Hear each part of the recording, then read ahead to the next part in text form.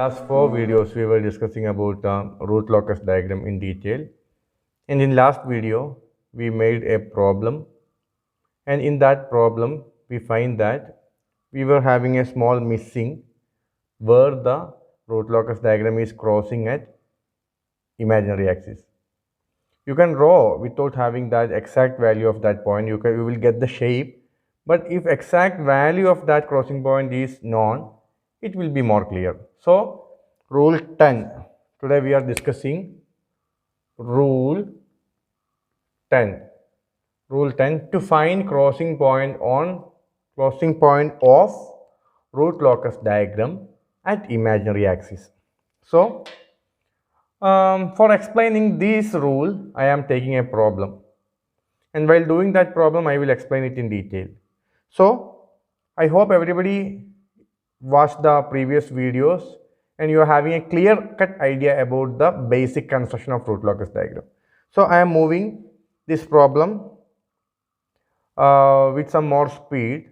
So if you are having any doubts, you can review the previous videos. Okay, so let us start. So this is the question. G of s h of s is equal to k into s plus 6 by s into s plus 1 into s plus 2. It's a simple question. Okay, which are the poles? Poles are 0, minus 1 and 2. Minus 2, sorry, 0, minus 1 and minus 2.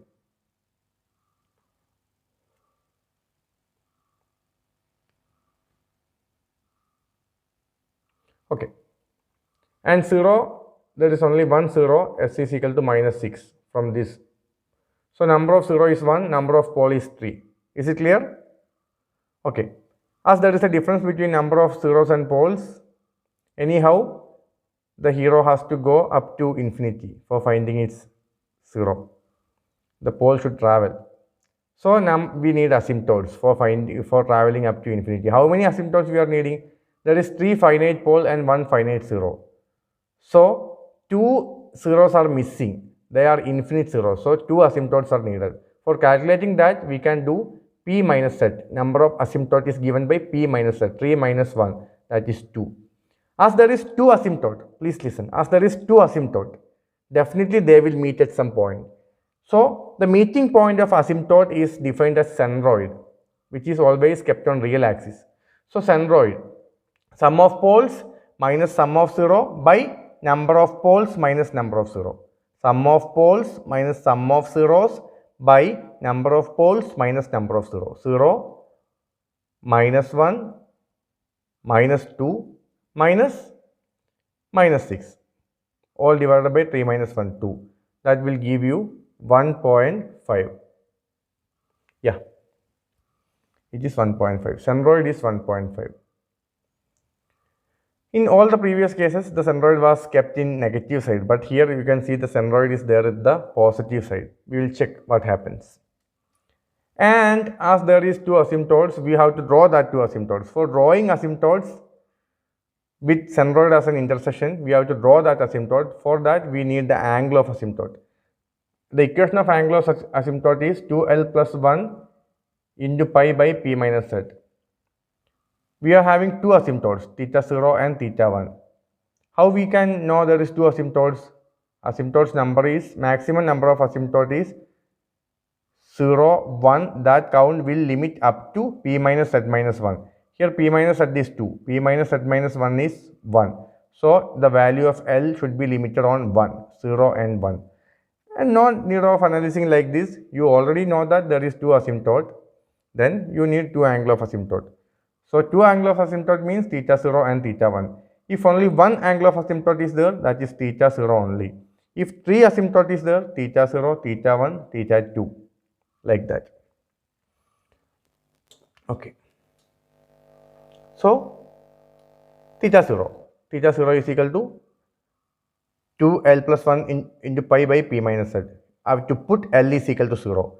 Calculate this, you will get pi by 2. And theta 1, 2l plus 1 pi by 3 minus 1. Put L is equal to 1. 2 into 1 plus 1 into pi by 2. 3 pi by 2. 3 pi by 2 is 270 degree plus 270. Plus 270 is, on the other hand, it is equal to minus 90. plus 270 or minus 90, both are equal. So plus 90 and minus 90 are angle of asymptote. Let me tell you one thing, please keep it in mind. If only one asymptote is there, its angle is 180 degree. Theta 0, you will get theta 0 180. If two asymptotes are there, you have to calculate theta 0 and theta 1. That will be definitely in all problem, it will be pi by 2 minus pi by 2. If three asymptotes are there, like the problem we done yesterday in last class, if three asymptotes are there, we will get theta 0, theta 1, theta 2, and its value will be plus 60, 180, minus 60, like the leaves of fan. If four asymptotes are there, theta 0, theta 1, theta 2, theta 3, you have to calculate, and its value will be like a cross. If you draw it, you will get it like a cross. Plus 45, plus 135, minus 45, and this one, it will be 180, 215, I think. You can calculate just like a cross mark.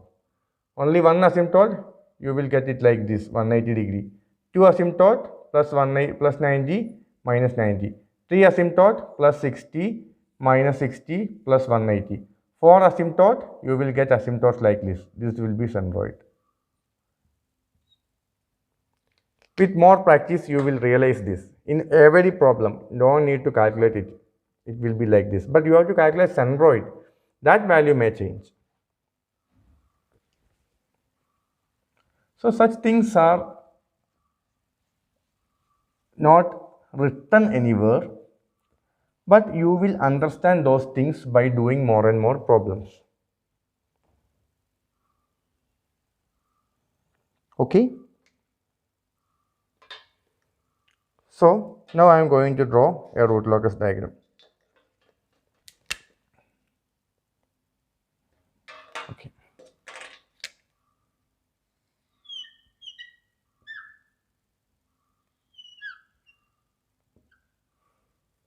Poles are 0, minus 1, minus 2. And 0 is minus 6. So I have to extend somewhere. 0 is minus 6, minus 1, 0, minus 1, minus 2. Now, pole 0 plot is okay. Now I am going to check which are the areas where root locus is present on real axis. So take a section.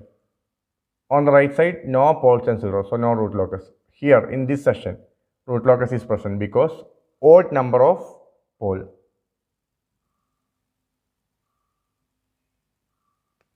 Okay. No.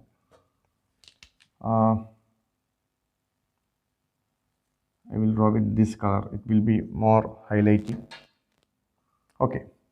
Then here, in this section, we can say on the right side, number of poles and zeros are 2. So root locus will not exist. On this section, on the right side, 3. It's an odd number. So root locus will be present up to this. After that, it will be 1, 2, 3, 4. Even number. No root locus will be present in this area. This is okay. Now, asymptotes. I am going to marking the angle of asymptotes. First asymptote is plus pi by 2 and second asymptote is minus pi by 2. And centroid is 1.5. Here somewhere. Centroid 1.5. And asymptotes plus 90 plus pi by 2 and the other asymptote minus pi by 2. Both asymptotes are drawn. Okay. Now, in this branch, there is poles on both sides. So this side root locus diagram starts. On this side also root locus diagram starts. They will meet here. They will meet here somewhere. And on this branch, we can see root locus diagram starts here and ends here. It is a stable branch. Everything is there itself. No need to travel to infinity. But for these two branches, for these two poles, they have to find their zeros from infinity. So they have to travel. Okay. And definitely, you can check the breakaway or break-in points. If you want to calculate that, we can calculate that because these two poles are creating two branches and they will meet in between. So a breakaway happens traveling to this asymptote line because one pole, this pole will move to the zero settled. These both poles are meeting here and they want to find their zero. One zero is here somewhere, another zero is here in this infinity. So they have to go like this and like this. So before that, I am calculating exactly. I know as this is 0 and this is minus 1, it will be somewhat near to 0.5, but it will not be exactly 0.5. For exam point of view, I am recommending you to calculate that exact value. If it is a essay question, definitely if weightage is there, you have to calculate this breakaway break-in point. Otherwise, if it is a small question or mark of weightage is less, you can just draw. If you are not having sufficient time, what you will do? You cannot do this much calculation, time is not there. Then still you can complete the figure without even calculating the exact value. You can just write breakaway point, that only. But for the perfectness in this problem, I am calculating this breakaway also. So for calculating breakaway point, we have to take the derivative of g of s h of s with respect to s and equate that to 0 and its roots are breakaway or break-in points. And its numerator, there is 3 poles are there. So s cube, a third order equation will come. So open these brackets, I will write it as s cube plus 3s square plus 2s. Nothing but I have opened the all brackets in denominator. Then for finding derivative, I am applying product rule. Numerator, denominator into derivative of numerator. Denominator is constant, derivative of numerator is s plus 6, it is 1, minus denominator into derivative of numerator. Numerator is this, numerator into derivative of denominator, that is s cube plus 3s square plus 2s is the derivative, 3s square plus 6s plus 2, divided by denominator square, that is equal to 0. This will become 0. Then the numerator, total numerator is equated as 0. For that, initially I will open these brackets. That's why it is 3s cube plus 6s minus 6s square. Such things happen because I am opening these brackets. You please try this. If you want time, you can pause the video and try this calculation. Then finally I will get minus 2s cube minus 21s square minus 36x minus 12 is equal to 0. This is the third order equation. Using calculator, by solving degree, you can select degree is equal to 3, you will get 3 answers. S is equal to minus 0.44, minus 8.45, minus 1.6. There is, please listen, there is some technical methods to evaluate which is the correct one. But it will take more time. For exam point of view, I will not recommend that. In textbooks, you can see that, but no need. You know, you should have the basic idea. Please check. The breakaway will come in between 0 and minus 1. Are you sure? This is the only one area where root locus exists between two poles. So definitely breakaway will come. If root locus exists between two poles, breakaway will come.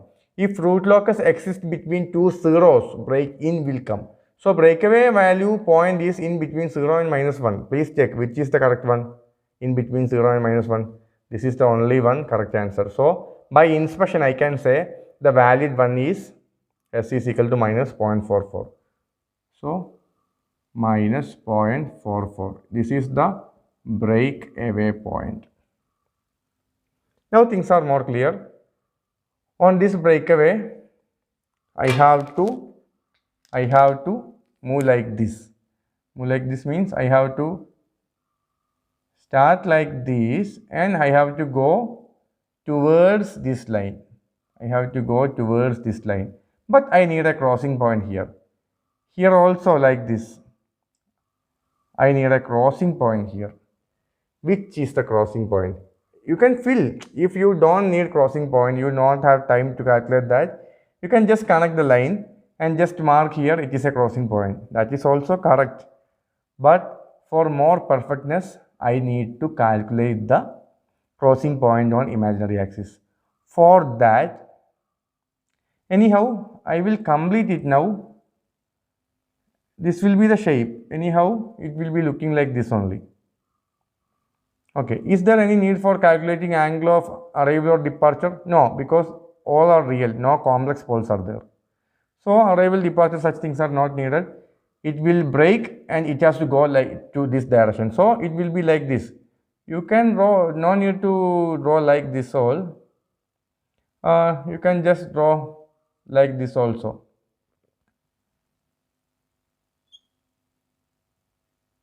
That is also correct. Okay. Okay. Anyhow, I want to find this crossing point. That is my rule number 10. How to find the crossing point. So now let me erase these things and I will write the steps for finding the crossing points here. This is the exact area where rule number 10 we have to apply for finding the crossing point.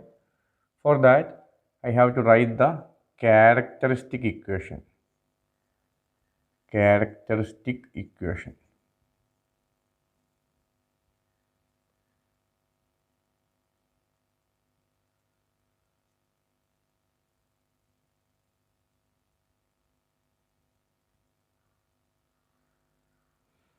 This will give characteristic equation nothing but denominator of closed loop transfer function. This is open loop transfer function. You have to write 1 plus g of s h of s by 1 plus g of s h of s.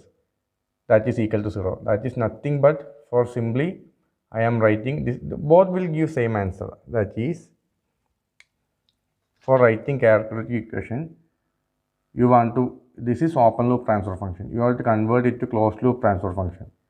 That is g of s h of s by 1 plus g of s h of s. Its denominator is taken and equated to 0. That is characteristic equation. That's why I am writing it directly like this. Both are same. You can check in this problem also, you can check whether both are same or not. Okay.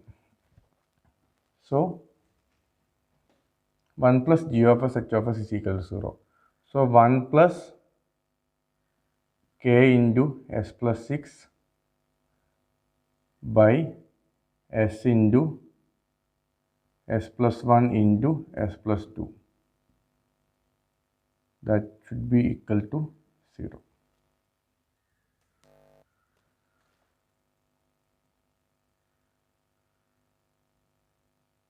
So you will get s into s plus 1 into s plus 2 plus k into s plus 6 equal to 0, because the what I have done, this is there, this is here itself,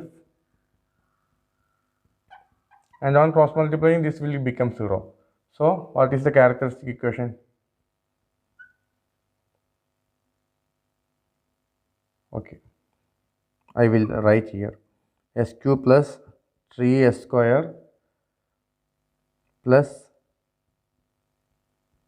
k plus 2 into s plus 6k is equal to 0. If you are solving the numerator, you will get this thing.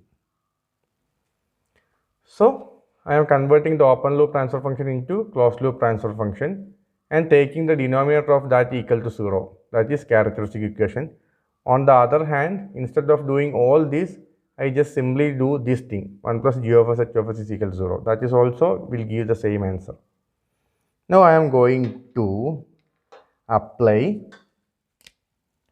RH stability criteria case 2. There are other methods also, But this method will give you your exact concept. What was RH stability criteria case 2? If you don't remember, you please watch that separate video. Separate video is there for case 2. Because RH criteria special case 2 tells you that if the roots of a characteristic equation, if roots of the characteristic equation are imaginary,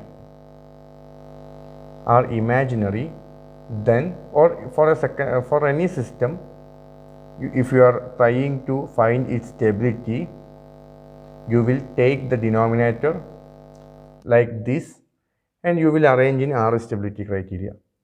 In special case, what happens? Some row becomes entirely 0.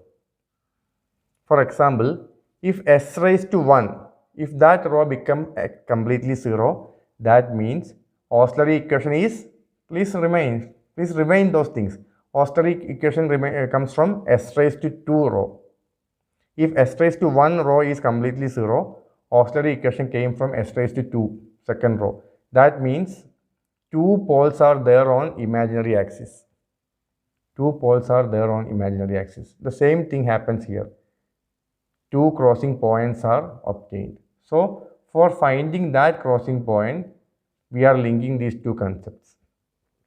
If 2 crossing points are there, in RH stability criteria, s raised to 2 row will give characteristic equation and s raised to 1, that row will become 0th row. Let us check. It is very simple. You learn this concept only. Then it is very simple. There are some other methods also. You can check that in textbooks. But I am normally preferring this method.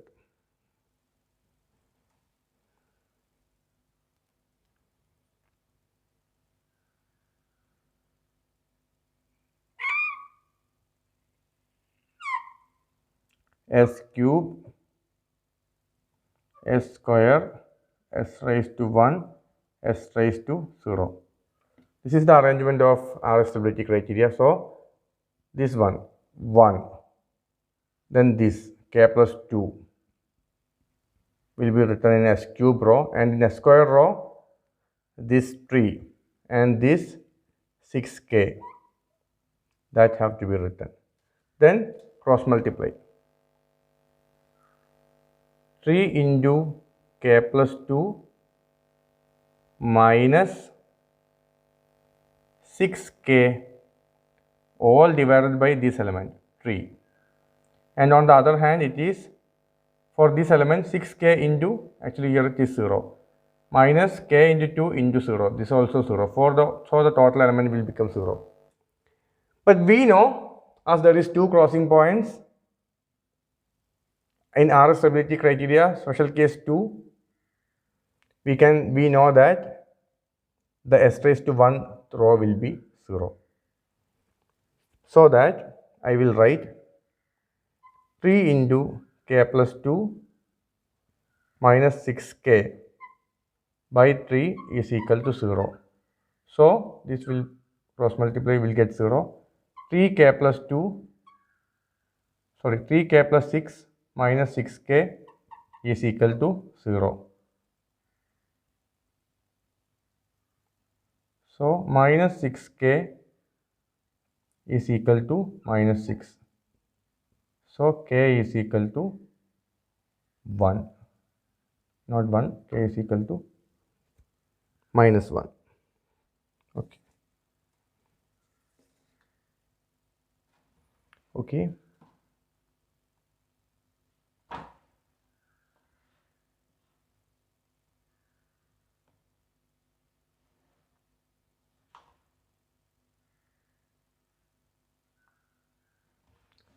Please check it once again. I think there is a small mistake.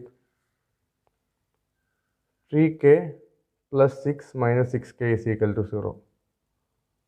So 3k minus 6k. I'm sorry. 3k minus 6k. Minus 3k is equal to minus 6. Minus 3k is equal to minus 6. So k is equal to minus 6 by minus 3, that is 2. K is equal to plus 2, sorry. So we got k is equal to plus 2. Now I know auxiliary equation is arriving from s raised to square rho, auxiliary equation. All these things are coming from how many crossing points are there. If two crossing points are there, make sure if two crossing points are there, s raised to 2, that rho will give auxiliary equation, and s raised to 1, that rho will give zeroth row. So from zeroth row we find k, and now I am going to develop auxiliary equation. Auxiliary equation from s square row, that is 3 into this belongs to s square plus 6k, this belongs to it's a constant. How we are writing? We are writing alternatively. If this is first term is s cube, then we are writing alternate term k plus 2. Its s term is s raised to 1. On the second row, we are initially writing s square term 3. So the next term will be alternative term 6k. There is no s term because it is a constant term. So in auxiliary equation also no s term will be there. 3s square plus 6k, that is equal to 0. Put k is equal to 2. 3s square plus 12 is equal to 0. So s square is equal to minus 4. So s is equal to root of minus 4 plus 2j minus 2j. These are the crossing points. So this will be plus 2j and this will be minus 2j. Is it clear? The one and only thing you need to know is how to apply RS stability criteria case 2. Initially you may watch that video initially, then come to this one, or otherwise also you can do. If you know something about RS stability criteria, then you can do this. So now it is perfect. Everything is done in this problem, because in this problem we didn't neglect the exact point of breakaway. We calculated exact breakaway point, we validated that, then we calculated exact crossing point. This is the perfect way of doing.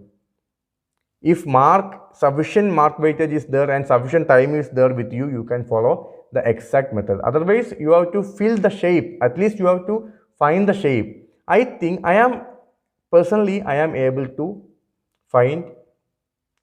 to draw the root locus diagram shape from the question itself. I am not boasting, not only me.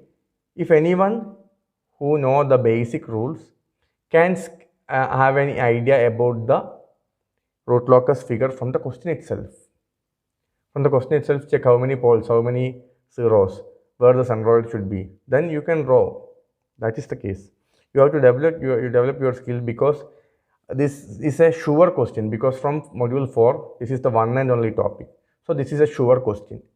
So please learn my all videos in this area, root locus, very well. Then you will definitely get some good marks from this module. Okay, thank you. We will meet in next class. Hope you enjoyed the session. Thank you.